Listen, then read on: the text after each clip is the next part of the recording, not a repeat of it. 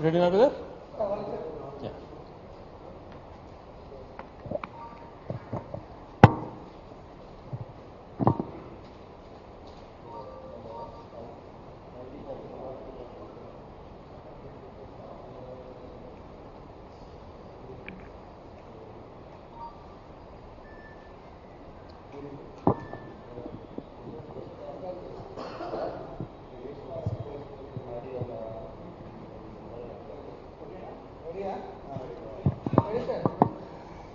అందరికీ నమస్కారం. ఓం నమో నారాయణాయ, ఓం నమో వెంకటేశాయ. ఈరోజు తిరుమల వెంకటేశ్వర స్వామి గురించి ప్రశ్న అడ్రస్ చేయాలన్నటువంటిది నేను ఎప్పుడు కూడా ఊహించుకోలేదు. కానీ గత కొద్ది రోజులుగా ఆంధ్రప్రదేశ్లో జరుగుతున్నటువంటి ప్రచారాన్ని చూసినప్పుడు ఒక సెంటిమెంట్ని రాజకీయంగా వినియోగించుకునే క్రమంలో అది ప్రజల మనస్తత్వాన్ని గాయపరిచే విధంగా కనపడినప్పుడు తప్పని పరిస్థితులలో మాట్లాడాలని అనుకున్నాను. ఈరోజు ప్రతి ఒక్కరూ కలియుగ దైవంగా భావించే వెంకటేశ్వర స్వామిని దక్షిణ భారతదేశంలో ప్రతి ఇంట, మెజారిటీ ఉత్తర దేశంలో కానీ ప్రపంచవ్యాప్తంగా కానీ కలియుగ దైవం అయినటువంటి వెంకటేశ్వర స్వామి ఎంతో మంది భక్తులు ఉన్నారు. ఎంతో సెంటిమెంట్తో కూడినటువంటి భక్తి కూడా ఎంతో మందికి ఉంది. లక్షలాది మంది ప్రతిరోజు దర్శించుకుంటారు. స్వామి ప్రసాదం చూసినప్పుడు స్వామిని చూసుకునే విధంగా పవిత్రంగా భావిస్తారు. అటువంటి ప్రసాదాన్ని రాజకీయంగా వాడుకునేటువంటి కోణం ఉపయోగించుకుంటున్నటువంటి కొంతమంది నిజంగా కళ్ళు తెరవాలి. ప్రజలకు ఉన్నటువంటి భక్తి భావాన్ని పెంపొందించాలని కోరుకోవాలి. కానీ రాజకీయ స్వార్థం కోసం దాన్ని పెడదారిన పట్టించి లబ్ధి పొందాలి అన్నటువంటి ఆలోచన చేసేటువంటి వాళ్ళు ఖచ్చితంగా తప్పు అని చెప్పి ఆలోచన చేసుకోవాలి. ఈరోజు మన పక్కన రాష్ట్ర కార్యదర్శి ఉపేందర్ రెడ్డి గారు, మాజీ టీటీడీ బోర్డు డైరెక్టర్ అయినటువంటి పుత్తా ప్రతాప్ రెడ్డి గారు ఉన్నారు. ముఖ్యంగా చంద్రబాబు నాయుడు గారు జూలైలో వచ్చినటువంటి రిపోర్టుని సెప్టెంబర్లో తన పార్టీ కార్యాలయంలో, తన పార్టీ మీటింగ్లో అపవిత్రత జరిగిపోయింది, ప్రసాదంలో దేవుడికి ఇచ్చేటువంటి ప్రసాదంలో కూడా ఫలాని కలిపారు అని చెప్పి మాట్లాడారు. చాలా బాధ కలిగింది ఆ మాట విన్నప్పుడు. ఒక ముఖ్యమంత్రి స్థాయిలో ఆ మాట మాట్లాడారు అని అంటే వెనకల ఏం జరిగిందో అని చెప్పి ఆలోచన చేసి అనేక రకాలుగా దాన్ని స్టడీ చేశాం. ఏం జరుగుతోంది, దేవుడికి ఇచ్చే నైవేద్యాన్ని కూడా కామెంట్ చేశారు చంద్రబాబు నాయుడు గారు. ఇది మంచి పరిణామమా, నిజంగా అలాంటి ఏదైనా జరుగుతుందా అని చెప్పి ఆలోచన చేశాం. ఒక్కొక్క విషయం కనుక్కోవడం జరిగింది. ముఖ్యంగా ఈరోజు ఆరోపణ చేసినటువంటి వాళ్ళు 4 మాటలకు సమాధానం చెప్పాలి. తిరుపతిలో ఒక టెండర్ ప్రక్రియ పెడతారు, 6 నెలలకు ఒకసారి లడ్డు సప్లై చేయమని చెప్పి. దాంట్లో ఒక సర్టిఫైడ్ థింగ్ని చూపించిన తర్వాత ఏదైతే టీటీడీ బోర్డు ఫిక్స్ చేసిందో ఆ సర్టిఫైడ్ చూపించినాక టెండర్లో పాల్గొనాలి. పాల్గొన్న తర్వాత L1 వచ్చిన వాళ్ళకు 65% అని, L2 వచ్చిన వాళ్ళకు 35% అని చెప్పి వర్క్స్ ఇస్తా వచ్చారు. 2013 నుంచి ఇలాగే జరుగుతోంది. తిరుపతికి సంబంధించి ప్రసాదం విషయంలో లడ్డును 376 రూపాయలకే ఎందుకు ఇచ్చారు, ఎలా కుదురుతుంది అని చెప్పి చంద్రబాబు నాయుడు గారు మాట్లాడడం ఆశ్చర్యం కలిగించింది. ఎందుకంటే ప్రసాదం నెయ్యి దాదాపుగా 2013 నుంచి తీసుకున్నప్పుడు ఈ స్టేట్మెంట్ కూడా ప్రెస్ వాళ్ళకి ఇస్తారు. 24 వరకు 276 రూపాయల నుంచి 400 వరకు మాత్రమే కేజీ నెయ్యిని టెండర్ రూపంలో దక్కించుకున్నాయి వివిధ కంపెనీలు. ఎక్కడ కూడా పలాని కంపెనీకి ఎందుకు ఇచ్చారు అనేటువంటిది ఆలోచన, అది కూడా మాట్లాడుతున్నారు. ఈరోజు టెండర్లో పాల్గొన్న వాళ్లకు L1, L2 వచ్చిన వాళ్ళకి ఇస్తారు. ఆ బేసిస్ ప్రకారం ఏదైతే మనం ఈరోజు నందిని గురించి మాట్లాడుకుంటున్నామో వాళ్ళు పార్టిసిపేట్ చేసినప్పుడు వాళ్ళకే ఇచ్చారు. కోట్ చేసినప్పుడు వాళ్ళు పార్టిసిపేట్ చేయనప్పుడు వేరే వాళ్ళు పార్టిసిపేట్ చేసి ఎవరికి L1 వచ్చిందో L2 వచ్చిందో వాళ్ళకే ఇస్తా వచ్చారు. 2023 డిసెంబర్లో ఈ టెండర్ ప్రక్రియను ఇంకా బాగా నాణ్యత పెంచే విధంగా ఉండాలి అని చెప్పి ఈ కంపెనీకి 150 కోట్ల కంపెనీలకు టెండర్ మన రెప్యుటేషన్ అంటే దానికి సంబంధించి ఆ కంపెనీకి సంబంధించినటువంటి ఈ పరిధిలో ఉండాలి, ఇంత టర్నోవర్ ఉండాలి, ఒక మంత్కు ఇన్ని కేజీల నెయ్యి వాళ్ళు ప్రొక్యూర్ చేసి సప్లై చేసినటువంటి సర్టిఫికేట్స్ ఉండాలి అని చెప్పి కండిషన్స్ లో కూడా పెంచడం జరిగింది. ఆ కోణాన మళ్ళీ టెండర్లో పాల్గొన్నారు, టెండర్లు దక్కించుకున్నారు, సప్లై చేసింది జూన్లో చేశారు. అప్పుడు చంద్రబాబు నాయుడు గారు ముఖ్యమంత్రి. ఎవరైనా రాజకీయ కోణంలో ఆలోచన చేసే వాళ్ళు ఎప్పుడు ఏం మాట్లాడతారంటే అది జూన్లో సప్లై చేశారు, జూన్లోనే టెస్ట్కి పంపించారు, జూలైలో రిపోర్ట్ వచ్చింది, అప్పుడు గౌరవ ముఖ్యమంత్రిగా చంద్రబాబు నాయుడు గారు ఉన్నారు, ఆయనదే తప్పంతా అని చెప్పి ఒకటే మాట చెప్పేసి తప్పించుకోవాలి ఎవరన్నా రాజకీయ పార్టీ అయితే. కానీ అలా చేయలేదు. ఇది వెంకటేశ్వర స్వామికి సంబంధించింది, సెంటిమెంట్కి ప్రతి ఒక్కరు కూడా సెంటిమెంట్తో ఆలోచన చేస్తున్నటువంటిది, ప్రతి ఒక్కరికి కూడా దీనిపైన బాధ్యత ఉండాలి, తప్పు జరిగింటే ఎవరైనా కానీ శిక్షించే విధంగా ఉండాలి. ఇలాంటి అపవిత్రమైన మాటలు మాట్లాడినందుకు అది నిజమా కాదా అన్నట్టు ప్రజలను భయభ్రాంతులకు గురి చేయకూడదు, ఇవన్నీ క్లారిఫికేషన్ చేసుకోవాలి అన్నటువంటి ఆలోచన లేకుండా మాట్లాడేశారు. తన హాయంలో అంతకుముందు జరుగుతున్నటువంటి ప్రక్రియలో భాగంగా కూడా నెయ్యి అన్నటువంటిది ట్యాంకర్లో వచ్చినటువంటి నెయ్యిని మూడు శాంపుల్స్ తీసుకొని టెస్టులు చేస్తారు. అడల్ట్రేషన్ ఫైండ్ అయినా దాంట్లో కల్తీ ఉందని తెలిసినా ఆ ట్యాంకులు ఎన్నికి పంపిస్తారు. 14-19 మధ్యన అదే జరిగింది, 19-24 మధ్యన అదే జరిగింది, ఇంకా ఎక్కువగా కూడా ఎన్నికి పంపించారు జగన్మోహన్ రెడ్డి గారు ముఖ్యమంత్రిగా ఉన్నటువంటి సమయంలో. మరి అలా అన్నీ తెలుసుకోకుండా మరి ఇలాంటప్పుడు ఈరోజు అదేదో కొండపైన జరిగిపోయింది, నెయ్యిలో కల్తీ జరిగిపోయింది, పలాని మిక్స్ అయిపోయినాయి, అనిమల్ ఫ్యాట్ ఏదో మిక్స్ అయిపోయింది అని చెప్పి ఆరోపణ చేసి చంద్రబాబు నాయుడు గారు మరి నిజంగా ఏ ట్యాంకర్ వచ్చినా అక్కడ టెస్ట్ చేస్తారు కదా, టెస్ట్ చేసినప్పుడు ఆ రిపోర్ట్ వచ్చినప్పుడు అది ఎనికి పంపించామని అంటున్నారు, నువ్వేమో వాడేశారని నువ్వు మాట్లాడుతున్నావు. ఏది నిజమో చెప్పాల్సిన బాధ్యత నీ పైన ఉంది కదా. ఒకవేళ వాడింటే ఆ బాధ్యత నీదే కదా. టెస్ట్ రిపోర్ట్ తీసుకొని కూడా ఆ టెస్టులు పాస్ కాకున్నా కూడా అది పైకి పంపించాలంటే తప్పు నీదే అవుతుంది కదా. దానికి సమాధానం చెప్పగలుగుతావా? దానికి బాధ్యత వహించాలి కదా. అవన్నీ ఆలోచన చేయకుండా బురద జల్లేటువంటి కార్యక్రమంలోనే దిగటము అన్నటువంటిది సమంజసం కాదు. చాలా మంది కనిపిస్తుంటుంది మరి ప్రకృతిగా తయారు చేసిన నెయ్యిని వాడొచ్చు కదా, ఈ 350-400 నెయ్యి ఏంటి అని చెప్పి కొంతమంది మాట్లాడుతున్నారు. 1 కేజీ నెయ్యి తయారు చేయాలంటే ఒక బెలోనా మెథడ్ అంటారు. అంటే పవిత్రమైనటువంటి నెయ్యిని మనము డైరెక్ట్ గా చేయాలనంటే 40 లీటర్ల పాలకు 1 కిలో నెయ్యి మాత్రమే చేయగలుగుతారు. అది ఎలా అంటే ఆ 40 లీటర్ల పాలని మనము ఒక ఇత్తడి గిన్నెలో పెట్టి కట్టెలతో మంట మండించి పాలు వేడి చేసిన తర్వాత ఆ పాలు పొంగిన తర్వాత దాంట్లో చీమర కలిపి పెరుగు తయారు చేసి పెరుగుపైనటువంటి మీగడను పెరుగును చిలికి ఆ వచ్చేటువంటి వెన్నతో చేసేటువంటి నెయ్యిని ఈరోజు దీనికి వాడుతున్నాం. మనము స్వామివారికి సంబంధించిన నైవేద్యాలకు వాడుతున్నాం. ప్రతిరోజు 30 లీటర్ల నెయ్యిని ఈ నైవేద్యాలకు వాడతారు, ప్రతి ప్రసాదానికి కూడా. తెలుసుకోకుండా మాట్లాడితే ఎలా చంద్రబాబు నాయుడు గారు? దీనికి కూడా ఒక డోనార్ రాజస్థాన్ నుంచి పంపిస్తాడు. పర్ డే ₹1,00,000 పైన అవుతుంది. ఈ పవిత్రమైనటువంటి నెయ్యి నైవేద్యానికి వాడాలి అన్నటువంటిది. ఈ 40 లీటర్ల పాలకు 1 లీటర్ నెయ్యి వచ్చేటప్పుడు మజ్జిగ అయిన తర్వాత దానికి వాల్యూ ఉండదు.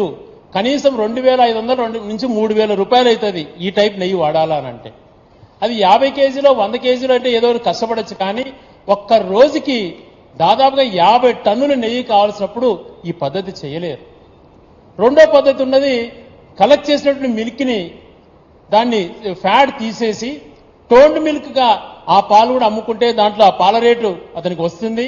మిగిలిన ప్రాసెస్గా అయ్యేటువంటిది 300-400 రూపాయలతో నెయ్యి తయారయ్యేటువంటిది ఈరోజు పెడుతున్నాం. ఈరోజు మనం గూగుల్లో కూడా చూశారు, మార్నింగ్ అనేక వెబ్సైట్స్లో చాలా పెద్ద కంపెనీస్ వెబ్సైట్స్లో కూడా ఉన్నాయి. మనం ఇప్పుడు కూడా 399 రూపాయలకు మీకు న్యాచురల్ గీ సప్లై చేస్తామని కూడా చెప్తున్నారు. మరి అది ఎంత మాత్రం న్యాచురల్ మనకు తెలియదు, కానీ ఉన్నటువంటి మెథడ్స్ ఇవి. నైవేద్యానికి వాడేటువంటి నెయ్యి చాలా పవిత్రమైనటువంటిది, దాన్ని కూడా ఎందుకు కామెంట్ చేశారు చంద్రబాబు నాయుడు గారు? ఈ మెథడ్ని రాజస్థాన్ నుంచి రాబో రోజుల్లో ఎలా ఉంటుందో అని చెప్పి ఆలోచన చేసి దేశీయ ఆవులు అంటారు, జెర్సీ ఆవులని అంటారు. జెర్సీ ఆవులలో వేరే రకాలు కలిసి ఉంటాయి, దేశీయ ఆవులలో అయితే కన్నా పవిత్రమైనటువంటి పాలు వస్తాయని చెప్పి గిరి ఆవులు కానీ పొంగునూరు ఆవులు ఇట్లాంటి ఏవైతే మంచి మంచి దేశీయ ఆవులు ఉంటాయో వీటన్నిటిని దాదాపుగా 500 ఆవులు ప్రొక్యూర్ చేసి హర్యానా లాంటి రాష్ట్రంలో టీటీడీకి సంబంధించినటువంటి వెటనరీ వాళ్ళు వెళ్ళి దాంతో గోశాల కూడా తయారు చేసి ఈ టైప్ బ్యాలినో మెథడ్ నెయ్యి 60 కిలోలు పర్ డే దేవుడి నైవేద్యానికి వెలిగించేటువంటి దీపాలకు అవసరం ఉండాలా అని చెప్పి కూడా తీసుకురావడం జరిగింది. దాన్ని కూడా త్వరలో స్టార్ట్ అవుతుంది. ఇప్పటికీ రాజధాని సప్లై చేస్తున్నారట. అటువంటి పవిత్రమైనటువంటి స్కీమ్స్ ను కూడా ఈ ప్రభుత్వ హయాంలో కూడా చేయడం జరిగింది. అవన్నీ చెప్పుకోవాల్సిన పని, దేవుడికి చేసినటువంటి కార్యక్రమాలు అవంతా కూడా. కానీ ఇట్లాంటి అపవిత్రమైనటువంటి మాటలు మాట్లాడడం బాధ కలుగుతుంది. నేను చెప్పిన వాటిలలో పవిత్రమైనటువంటి నెయ్యి లడ్డుకి యూజ్ చేయడం సాధ్యపడుతుందే ఆలోచన చేయండి. పశువు నుంచి చేసి పితికి ఈ రకంగా చిలికి చేయాలంటే సాధ్యపడదు. లడ్డు 800 రూపాయల నుంచి 500 నుంచి 800 రూపాయలు కాస్ట్కి పోతుంది. కాబట్టి ఇటువంటి టెండర్లు పిలుస్తారు 6 నెలలకు ఒకసారి. దాంట్లో ఏ కంపెనీస్ పాల్గొంటాయో వాళ్ళకి ఇస్తారు. మరి ఇప్పుడు రీసెంట్ గా పిలిచిన టెండర్లో ఆల్ఫా వాళ్ళు నందిని వాళ్ళు పాల్గొన్నారు. ఆల్ఫా వాళ్ళు L1 వచ్చింది, L2 నందిని వచ్చింది. 65% ఒకరికి 35% ఒకరికి ఇస్తామని అంటున్నారు. మరి ఇదే ఆల్ఫా గురించి ఒక సంవత్సరం క్రితం తెలుగుదేశం నాయకుడు ఒక ఆయన ఆల్ఫా ఏంది, ఉల్ఫా లాంటి కంపెనీలు ఏంది, వీళ్ళకి నైతికత లేదు అని మాట్లాడారు. మరి ఆ రోజు ఈ రోజు ఎందుకు మరి వాళ్ళకి ఇచ్చారు? టెండర్లో పాల్గొన్నారు కాబట్టి వాళ్ళకు వచ్చింది. ఇటువంటివన్నీ కూడా తెలుసుకోకుండా ఏది పడితే అది మాట్లాడడం. ఒక స్వామికి పవిత్రంగా ఉండాలి అని చెప్పి ప్రతిరోజు ఉదయం 4 గంటలకు వెన్నతో నవనీత సేవ అని చేస్తారు. అంతకుముందు దాన్ని బయట నుంచి కర్ణాటక చౌల్ట్రీసులు సప్లై చేసేవాళ్ళు. అది పూర్తిగా ఒరిజినల్ ఉండదేమో అని చెప్పి కొండపైననే 8 ఎకరాలలో గిరియావులు పెట్టి ప్రతిరోజు అక్కడే స్వచ్ఛంగా తయారు చేసి అక్కడ తయారు చేసిన మహిళల ద్వారా స్వామికి ప్రతిరోజు నవనీత సేవ కూడా చేస్తారు ఆ వెన్నతో. మరి ఇటువంటి పవిత్ర కార్యక్రమాలన్నీ చేపట్టి కూడా ఆ మంచిని కూడా ఆలోచన చేయకుండా దైవ భక్తి అన్నటువంటిది లేకుండా కేవలం రాజకీయ లబ్ధి కోసమే మాట్లాడుతుండడం సమంజసమా అని చెప్పి ప్రశ్నిస్తున్నాను.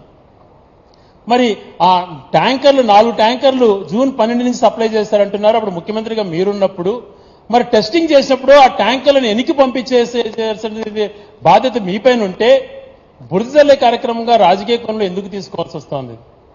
ఇది జరిగినటువంటిది జరిగిపోయింది, నేను పొరపాటున మాట్లాడేశాను అని చెప్పి ఎనికి తీసుకొని పవిత్రాన్ని వెంకటేశ్వరకు సంబంధించినటువంటి పవిత్రతను పెంచాలని ఆలోచన చేయాలి ఏ రాజకీయ నాయకుడైనా. అలా కాదని కంటిన్యూషన్ చేయాలట. దానికి సంప్రోషణ చేస్తాను, రాష్ట్రంలో ఆలయాలన్నీ కూడా చేస్తాను. ఇలాంటి పొలిటికల్ గేమ్స్ ఆడటం సమంజసమా? చంద్రబాబు నాయుడు గారు మీరు అంటారు ఒక మాట, నా కలియుగ దైవం నా ఇంటి దైవం వెంకటేశ్వర స్వామి అని చెప్పి. నీకొక్కడికి కాదయా, మా అందరికీ కూడా. గౌరవ రాజశేఖర రెడ్డి గారు మాడ వీధులలో చెప్పులు వేసుకోవద్దన్నారు. మాలాంటి వ్యక్తులము పరిపూర్ణంగా వెంకటేశ్వర స్వామిని నమ్మేటువంటి మేము తిరుమలకు ఎంటర్ అయ్యేటప్పుడే చెప్పులు వదిలేసుకుంటాం. నీ మాదిరి పబ్లిసిటీ చేసుకోవాలని ఉండదు. దైవ భక్తిని కూడా నువ్వు మార్కెటింగ్ చేసుకుంటావు. ఇది మంచిది కాదు. జరిగినటువంటి పరిణామాలన్నీ కూడా గమనించుకో. తప్పు మీరు చేశారు, తప్పు మీరు చేసినా మీరు దాన్ని బాధ్యత వహించండి కూడా అనలేదు. మీరు ఆ పవిత్రతను దెబ్బతీయొద్దండి అని చెప్పి మాలాంటి కోట్లాది మంది భక్తుల మనోభావాలను దెబ్బతీయొద్దండి అని కోరుకుంటున్నాను. డ్రామాలు ఎంతసేపు ఎన్ని రోజులు ఆడతారు చెప్పండి? రాజకీయాలు శాశ్వతం అనుకుంటున్నారా? రాజకీయాలలో అపోజిషన్ పార్టీని ఎదుర్కోవాలంటే అతను చేసిన కార్యక్రమాలు ఏమున్నాయో అంతకన్నా నేను మంచి కార్యక్రమాలు చేయాలి, ప్రజల్లో శాశ్వత స్థానం పొందాలి అని ఆలోచన చేసుకోవాలి. కానీ ఇలాంటి సెంటిమెంట్స్ రేకెత్తించి ప్రజలలో అభద్రత భావం క్రియేట్ చేసి పవిత్ర భావం ఉన్నటువంటి వ్యక్తులను కలుషితం చేసి రాజకీయంగా లబ్ధి పొందాలా అన్నటువంటి ఆలోచన చేయటం సమంజసం కాదు. ఇలాగే ఆరోపణ చేస్తుంటారు ఎప్పుడు కూడా. ప్రతి విషయం కూడా ఇన్ని పవిత్రమైనటువంటి మంచి జరుగుతుంటే కూడా ఏ రోజు కూడా దీని గురించి ఆలోచన చేయకుండా నిందలు మోపేటువంటి కార్యక్రమం. గతంలో ప్రియతమ నాయకుడు రాజశేఖర రెడ్డి గారు ముఖ్యమంత్రిగా ఉన్నప్పుడు ఇలాంటి నిందలే. ఆయన 2 కొండలు చేశాడని చెప్పి. అవునా, 2 కొండలు ఎందుకు చేశారు అని చెప్పి ఆ కాలంలోనే స్టడీ చేస్తే అప్పుడు స్థానిక సంస్థలకు సంబంధించి తిరుమలలో కూడా స్థానిక సంస్థల ఎన్నికలు జరగాల అని చెప్పి ఒక వ్యక్తి పిటిషన్ వేస్తే కోర్టు డైరెక్షన్ ఇచ్చినప్పుడు కోర్టుకు సమాధానం ఇవ్వాల్సినటువంటి పరిస్థితి ఉంటుంది. కాబట్టి పలాని స్వామికి సంబంధించి 27 చదరపు కిలోమీటర్ల వరకు ఇది ఒక హోలీ స్ట్రైన్, ఇది ఒక హోలీ సిటీ మాదిరి ఉండాలి, ఇక్కడ రాజకీయాలు ఉండకూడదు, ఈ ప్లేస్ హోలీ ప్లేస్ కిందకి వస్తుంది అని చెప్పి గతంలో కూడా ఆయన రాజశేఖర్ గారు జీవో ఇస్తే దాన్ని తప్పుదోవ పట్టించి 2 కొండలు చేశారని మాట్లాడారు. అప్పుడు గౌరవ పెద్దలంతా కూడా స్వాములందరూ కూడా రాజశేఖర్ గారిని కలిస్తే సార్ ఇలా అనుకుంటున్నారు, ఈ జీవో లేకుండా చేస్తే ఏది బాగుంటుంది అని చెప్తే ఆయన పాజిటివ్గా ఆలోచన చేసి చుట్టుపక్కల ఉన్నటువంటి అన్ని దాదాపుగా 360 చదరపు కిలోమీటర్లు చేయాలి అన్నటువంటిది విన్నపం చేస్తే చేయటానికి ఆయన సిద్ధపడి ఆ రోజు రిజర్వ్ ఫారెస్ట్ లో ఉంది, కేంద్రం పర్మిషన్స్ ఇవ్వాలని చెప్పి కేంద్రానికి లేఖ రాసి కేంద్రాన్ని ఒప్పించి లెటర్ తెచ్చుకొని 360 కిలోమీటర్లు కూడా తర్వాత చదరపు కిలోమీటర్లు కూడా జీవో ఇచ్చినటువంటి వ్యక్తి రాజశేఖర రెడ్డి గారు. మరి అటువంటి గొప్ప మంచి పనులు చేసి తన హాయంలో వేద పాఠశాలలు కానీ విద్వత్ సదస్సులు జగన్మోహన్ రెడ్డి గారి హాయంలో ఎంతో గొప్పగా జరగడం కానీ ఇవన్నీ కార్యక్రమాలు మంచి కార్యక్రమాలు చేశారు. ఇంకా గౌరవనీయులు చంద్రబాబు నాయుడు గారు ముఖ్యమంత్రిగా ఉన్నప్పుడే వెయ్యికాల మంటపం కూల్చి అనేకమైన అపవిత్ర కార్యక్రమాలు చేపట్టాడు, ఎన్నో గుళ్ళు కూల్చాడు. ఈరోజు రాష్ట్రంలో ఆంధ్రప్రదేశ్ రాష్ట్రంలో మీరు 14 సంవత్సరాల్లో ఉన్నప్పుడు ఎన్ని గుళ్ళు మీరు చేశారు, జగన్మోహన్ రెడ్డి గారు 5 సంవత్సరాలలో ఎన్ని గుళ్ళు శాంక్షన్ చేసి ఎంత నిధులు కేటాయించి ఎన్ని గుళ్ళు పనులు మంచి జరిగినాయి, మీరు కూలదోసిన గుళ్ళు కూడా నిర్మించినటువంటి చరిత్ర మాదుంటే మీరు కులాలను రెచ్చగొట్టి హిందువులను వ్యతిరేకంగా చేయాలన్నటువంటి ఆలోచన రావడం దుర్మార్గం. దేవుణ్ణి నువ్వే సొంతం చేసుకోవాలన్నటువంటి ఆలోచన నీకు రావడం చాలా దుర్మార్గమైనటువంటి చర్య. అందుకే నిన్న కరుణాకర్ రెడ్డి గారు ఏమో ఎమోషనల్ కూడా చెప్పారు, పొరపాటున ఎవరైనా తప్పు చేసింటే వాళ్ళు రక్తం కక్కుని చచ్చిపోవాలా అని చెప్పి. మరి నిజంగా అట్లాంటి తప్పు చేసిన వాళ్ళకి అదే జరుగుతుంది. దేవుడి విషయంలో అలాంటి ఎప్పుడు కూడా చేయకూడదు. ఒక్కటొక్కటిగా ఇలా మాట్లాడుకుంటూ పోతే రాష్ట్రంలో ప్రస్తుత పరిణామాలలో 100 రోజులలో నువ్వు చేయాల్సిన కార్యక్రమాలు ఉన్నాయి. ప్రజలు ఎన్నో అడుగుతున్నారు, నువ్వు ఇచ్చిన హామీలు అడుగుతున్నారు, నీ ఆర్థిక పరిస్థితి బాగాలేదని తప్పించుకోవచ్చేమో, కానీ వరదల విషయాల్లో ఎంతో నష్టం జరిగింది, వాళ్ళ విషయాన్ని తప్పుదోవ పట్టించాలని స్టీల్ ప్లాంట్ ప్రైవేటీకరణ జరుగుతోంది అని చెప్పి ఆందోళన చెందుతున్నారు. ఒక పక్కన వాళ్ళకి ఎంప్లాయీస్కి ఇవ్వాల్సిన హెచ్ఆర్ తీసేశారు, 3000 మందికి పైగా అవుట్సోర్సింగ్ ఎంప్లాయీస్ని తొలగిస్తున్నటువంటి కార్యక్రమాలు జరుగుతున్నాయి. అవన్నీ కూడా ఎక్కడ వచ్చి నన్ను అడుగుతారో అని చెప్పి మెడికల్ కాలేజీలు తెలంగాణలో 8 కాలేజీలు ఇస్తే ఇక్కడ ఇన్ఫ్రా లేకపోయినా వీళ్ళు అంగీకరించారు. అక్కడ 1000 కోట్లతో ఇన్ఫ్రా కట్టి కాలేజీలు రెడీగా ఉన్నాయనంటే మాకు మెడికల్ కాలేజీలు వద్దు అని చెప్పి కేంద్ర ప్రభుత్వానికి లేఖ రాసిన వ్యక్తి చంద్రబాబు నాయుడు గారు. ఇదంతా కూడా ఎవరైతే డాక్టర్ చదవాలన్నటువంటి విద్యార్థులలో ఆందోళన రేకొత్తొస్తుంది, వాళ్ళు ఎక్కడ రోడ్డుపైకి వస్తారో అనే భావనతో స్టీల్ ప్లాంట్ని, మెడికల్ కాలేజ్ ఇష్యూస్ని, సంక్షేమ విషయాన్ని, తన 100 రోజుల పరిపాలన వైఫల్యాన్ని, వరద బాధితులకు ఇవ్వాల్సినటువంటి నష్టపరిహారం ఇవ్వలేక ఫెయిల్ అయిన క్రమాన్ని, వీనన్నింటినీ పక్కదోవ పట్టించి ఈ రకంగా డైవర్షన్ పాలిటిక్స్ తీసుకోవడం సమంజసం కాదు. ఇప్పటికైనా మీరు ఆలోచన చేయండి, ఇది మంచి పద్ధతి కాదు, దీన్ని కొనసాగించకండి. లక్షలాది మంది బాధపడుతున్నారు. నీకు నిజంగా చిత్తశుద్ధి ఉంటే దానిపైన కమిటీ వేయండి. ఈరోజు గత 5 సంవత్సరాలలో ఆ ల్యాబ్ లో కూడా వచ్చిన మార్పులు ఒకసారి వినండి. గతంలో డిఎంహెచ్ఓ దాన్ని సర్టిఫై చేసే పరిస్థితి ఉండేది కొండపైన.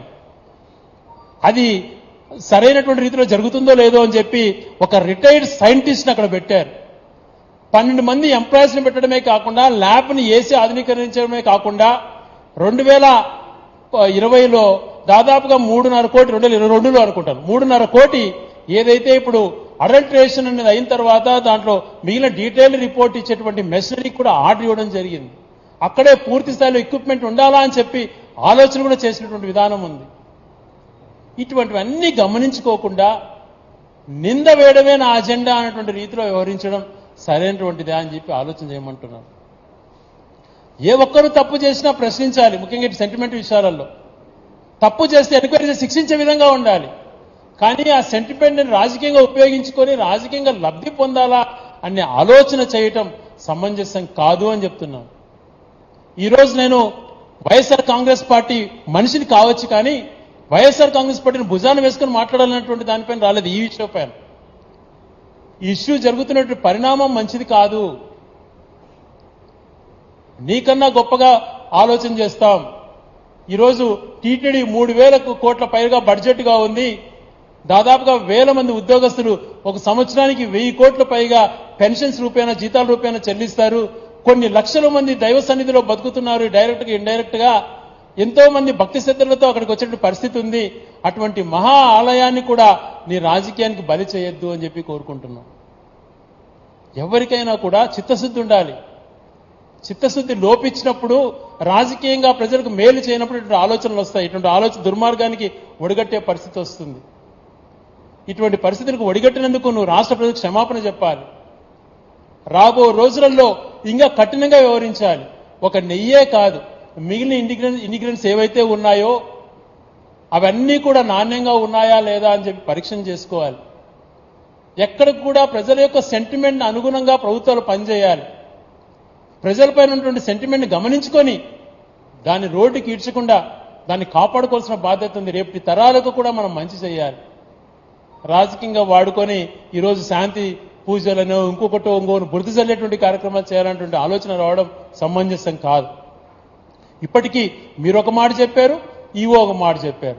ఈవో చెప్పిన తర్వాత మళ్ళీ మీరు మాట్లాడతారు, మీరు మాట్లాడిన మాట మళ్ళీ ఈవో ఇంకో రకంగా చెప్తారు. మరి ఏంటివో ఈ కన్ఫ్యూజన్స్ ఎందుకు మీరు దీన్ని ఇంతగా తాపాత్రయపడి రాజకీయం చేయాలనుకుంటున్నారు? గతంలో విన్నాం ఈవో గారు మంచి తన ఎడ్యుకేషన్ బ్యాక్గ్రౌండ్ గురించి కానీ తను వచ్చిన విధానం గురించి కానీ ఆయన కూడా ఆలోచన చేయాలి.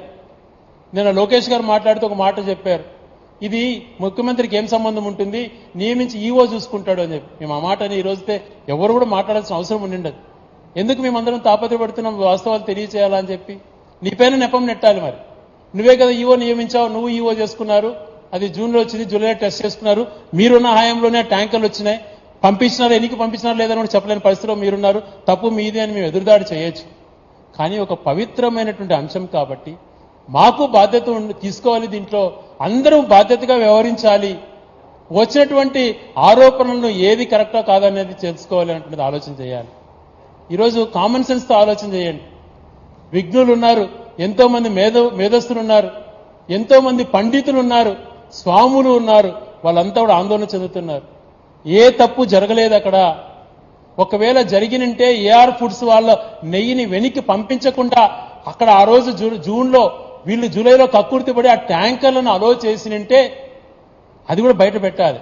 ఏదైనా జరిగి ఉంటుందేమో కానీ లేకపోతే ఎటువంటి పరిస్థితులు ఏ ఒక్కరు తప్పు చేయరు. నేను అనేక మంది సైంటిస్టులు కూడా కనుక్కున్నాను. సైంటిస్ట్ చెప్పే ప్రకారం అడల్ట్రేషన్ ఉన్నదే అని చెప్తారు, కానీ వీళ్ళు చెప్పినట్టుగా ఆ బీఫ్ ఫిష్ ఆయిల్ ఉంది అనేటువంటి మాటలను అంత ఈజీగా నిర్ధారించలేము, సస్పెక్ట్ మాత్రమే అనేటువంటి మాట మాట్లాడుతున్నారు. ఇవన్నీ వాళ్ళందరి ద్వారా మాట్లాడించకుండా రోజుకొకరితో మాట్లాడించి బురదజల్లే కార్యక్రమం స్వయాన ముఖ్యమంత్రి గారే తీసుకోవడం సమంజసం కాదని తెలియజేసుకుంటూ, ఇంకనైనా జరిగినటువంటి పరిణామాలకు ఫుల్ స్టాప్ పెట్టి నువ్వు మంచి అధికారితో, ఎందుకంటే గతంలో ముఖ్యమంత్రిగా ఉన్నప్పుడు సిబిఐ వాళ్ళు వస్తానంటే వాళ్ళు ఆంధ్రప్రదేశ్ అడుగు పెడితే వాళ్ళ తాట తీస్తా, సిబిఐని తరిమి కొడతానని మాట్లాడే వాళ్ళపై నమ్మకం లేదమ్మా. మరి ఈరోజు నువ్వే స్వయంగా సిట్ అని నియమించుకున్నావు. సిట్ కన్నా ఇంకా ఎవరైనా నిజాయితీ పరులు, దైవభక్తి కలిగినటువంటి వాళ్ళతో వెంకటేశ్వర స్వామి ముందర తడిబట్టలతో స్నానం చేసి ఎంక్వైరీ ఫైల్ తీసుకునేటువంటి మంచి వ్యక్తులతో రియల్ గా ఎంక్వైరీ చేయించి వాస్తవాలను వక్రీకరించకుండా, స్వార్థాలకు పోకుండా, ఇగోకు పోకుండా జరిగింది ఏంది అన్నటువంటిది ప్రజల ముందరకు పెట్టాలా అని కోరుకుంటూ, రాబో రోజులలో ఇటువంటి పరిస్థితులకు ఎటువంటి ఆస్కారం ఇవ్వకుండా ఉండాలని చెప్పి తెలియజేసుకుంటూ, ఆ వెంకటేశ్వర స్వామి కలియుగ దైవమైనటువంటి వెంకటేశ్వర స్వామి పైన ఉన్నటువంటి నమ్మకాన్ని ఒమ్ము చేయాలన్నటువంటి ఆలోచన మీకు రాకుండా ఆ పవిత్రతను కాపాడుకొని రాబో రోజులలో, ఎందుకంటే 3,000 కోట్ల బడ్జెట్లో శాలరీసే కాకుండా అనేక మెడికల్ కాలేజెస్లు కానీ, తర్వాత అనేకమైన ఎడ్యుకేషన్ ఇన్స్టిట్యూషన్స్ కానీ, దేవాలయాల అభివృద్ధి కానీ, ఈరోజు తెలంగాణలో కానీ, ఆంధ్రప్రదేశ్లో కానీ, ఢిల్లీలో కానీ, మహారాష్ట్రలో కానీ, కాశ్మీర్లో కానీ, ఎక్కడ కూడా దేశమంతా కూడా నిర్మిస్తున్నటువంటి ఆలయాలకు సంబంధించి ఎంతో పవిత్రత ఉంది. కాబట్టి దీన్ని కాపాడుకోవాల్సినటువంటి ప్రతి ఒక్కరి, హిందూస్ అనే కాదు, ఈ భారతదేశంలో పుట్టినటువంటి ప్రతి ఒక్కరికి కూడా ఆ బాధ్యత ఉండాలని చెప్పి కోరుకుంటూ, రాజకీయ కోణంలో ఆలోచన చెయ్యొద్దు అని హితువు పలుకుతూ, మంచి ఆలోచన రావాలా. జరిగేటువంటి కార్యక్రమాలు ఈ 100 రోజులలో ఫెయిల్ అయినటువంటి ఐడెంటిఫై చేసుకొని మళ్ళీ అయిన సరిదిద్దుకొని ప్రజలకు మంచి చేసే విధంగా పరిపాలన కొనసాగించాలని చెప్పి తెలియజేసుకుంటున్నాను.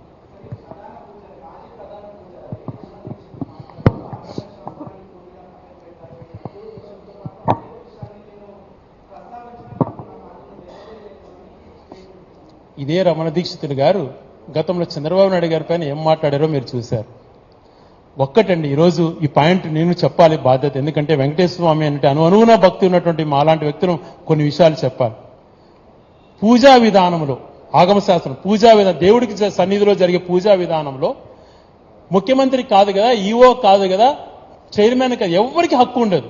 అది పూర్తి స్థాయిలో జియంగర్ల యొక్క ఆలోచన మేరకు పూర్తి స్థాయిలో వాళ్ళే చేసేటువంటి ప్రతి అనునిత్యం కూడా అక్కడ జరిగే ప్రతి సెకండ్ ఇది కూడా వాళ్ళ ఇది ప్రకారమే జరుగుతుంది. అదొక్కటి నాకు కూడా సంతోషం అనిపించింది. లేకపోతే ఎవరు పొలిటికల్ ఇన్ఫ్లుయెన్స్ ఉంటే వాళ్ళు రకరకాలుగా చేసుకుంటారు. ఎక్కడ కూడా అటువంటి జరిగేటువంటి ఆస్కారం తిరుమలలో లేదమ్మా. మనమందరం కూడా గర్వపడాలి. ఆ రకమైన పూజా విధానం కొనసాగుతున్నందుకు. జరిగే పవిత్ర ఆలయంలో జరిగేటువంటి ప్రతి పూజా కార్యక్రమం కూడా జియంగల ద్వారా జరిగేటువంటిది. రమణ దీక్షితులు గారిని గౌరవిస్తాను. ఆయన కూడా అనేక సందర్భాల్లో వెంకటేశ్వర స్వామి గురించి గొప్పగా చెప్పినటువంటి వ్యక్తే.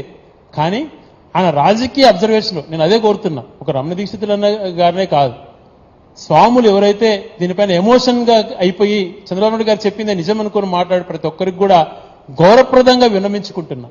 వాస్తవాలు తెలుసుకుందాం. ఎక్కడైతే చిన్న చిన్న ఎవరైనా కూడా ఎంత రాక్షసుడైనా కూడా దేవుడికి పంపించే నెయ్యిలో ఆదాయం పెంచుకోవాలనంటే ఏదైనా వెజిటేబుల్ కల్తీ ఏదైనా చేస్తాడేమో, అది కూడా చేయకూడదు. అలా కాకుండా పశువుది, ఎందుకంటే దీనికన్నా ఎక్కువ రేటు ఫిష్ ఆయిల్ కానీ ఇంకొకటి కానీ కలిపి అపవిత్రం చేయాలంటువంటి దుర్మార్గపు ఆలోచన టెర్రరిస్టులు కూడా రాదు అన్నటువంటిది నా భావన. ఇది మాట్లాడే ముందు జాగ్రత్తగా మాట్లాడాలి. ఈరోజు మీరు అడిగిన ప్రశ్నకు కూడా ఖచ్చితంగా నేను చెప్తున్నాను. ఎందుకంటే పూజా విధానం గురించి కూడా తెలుసుకోవాలి కదా. జరిగేటువంటి ప్రతి పూజా కార్యక్రమం ఏదైతే జియంగా నిర్ణయించుంటారో వాళ్ళ ప్రకారమే జరుగుతుంది.